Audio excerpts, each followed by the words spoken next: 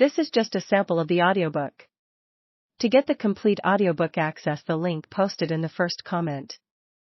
The newsroom of the New Mexican first got word of the incident about 10 minutes after 9, the morning of November 12, 1957. Mrs. Ruth Fish, who had served for many years as manager of the Taos Chamber of Commerce, and almost as many as Taos correspondent for the Santa Fe newspaper, called collect and asked for the city editor. She told the city editor that the Taos Bank would be robbed that morning. She said that she would walk over to the bank and watch this operation. She promised to call in an eyewitness account before the first edition deadline at 11 a.m. The city editor asked how Mrs. Fish knew the bank was to be robbed. Mrs. Fish, in a hurry to get off the telephone and become an eyewitness, explained very briefly that one of her lady friends had stopped in her office and told her so. The lady was now waiting so that they could walk down together and watch. But, the city editor insisted, how did the lady friend know the bank was to be robbed that morning? Because, Mrs. Fish explained with patience, the two bank robbers were standing in line at this very moment, waiting their turn at the teller's cage. But, persisted the city editor, how was it possible to predict that these two persons intended to rob the bank? This presumption seemed safe, Mrs. Fish said, because one of the two men was disguised as a woman, and because he was holding a pistol under his purse, whereupon she said goodbye and hung up. While astonished by the foregoing, the city editor recalled later that he had no doubt at all that the bank would indeed be robbed in the fashion described. If the reader feels less sure at this point, it is because the city editor had two advantages. First, he knew Mrs. Fish, an elderly woman of dignity, charm, and grandmotherly appearance.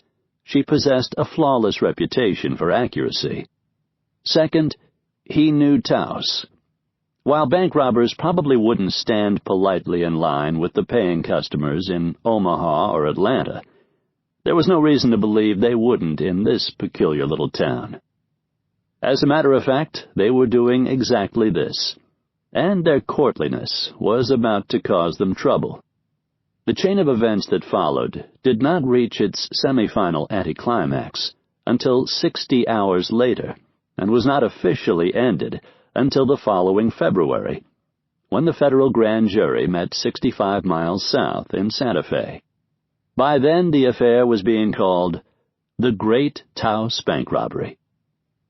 Lest the reader be misled by this title, he should be warned that Taos also lists in its litany of notable events the Great Flood of 1935. If the reader can accept the fact that Taos managed a great flood without a river, and with the very modest amount of water available in its arid climate, he is prepared to hear more about what happened on November 12, 1957. After the city editor collected his wits, he placed a long-distance call to the bank. The secretary who answered didn't know anything about any bank robbery, but she referred the call to a higher-ranking official. The city editor asked this gentleman if his bank had been robbed. Certainly not, said the banker. How in the world did such rumors get started? A few minutes later, Mrs. Fish called back, slightly breathless. She reported that she and her friend had walked through the alley behind the Safeway store and arrived at the bank just as two men with drawn pistols dashed from the front door. One of the men was dressed as a woman, as previously reported. He ran awkwardly in his high heels. The two jumped into a green pickup truck, parked in the alley, and drove away. From what she had learned from spectators fortunate enough to arrive earlier, the two men had not taken any money from the bank. She would investigate further and call back.